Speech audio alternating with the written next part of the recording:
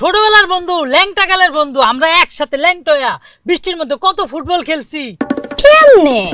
ওই যে বৃষ্টিতে খেলছি বললাম না। আরে সেটা না, আপনারা বন্ধু হন কেমনে আমি সেটা বলতেছি। আপনি আর মানিক ভাই দুজন তো দুই প্রান্তের মানুষ। আপনার মুখের মধ্যে যা আসে সব নির্লজ্জের মতো কইতেই থাকেন। আর সেখানে আপনার বন্ধু তো কোনো কথাই কইতে পারে না। আপনি তিনটা বিয়ে করলেন, বিয়া ছুইটাও গেল, আবার নতুন একজনের খোঁজ করতেছেন। আর সেখানে আপনার বন্ধু, আল্লাহ রে বেচারা, সে একদমই বেচারা, বউই খুঁজা পায় না।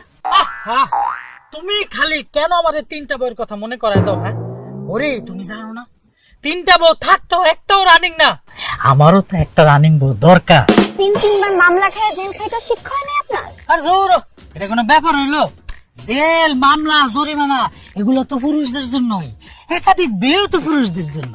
আচ্ছা, সব বিয়ে যদি আপনি নিজেই একা করেন তাহলে আপনার বন্ধু কি করবো? হ্যাঁ, এই জন্য তো আপনার বন্ধু কোনো বউ খুঁজে পায় না, সব বউ তো আপনি দখল করে রাখছেন। শোনো পরি, বিয়ে করতে যোগ্যতা লাগে, যেটা মানিকের নাই।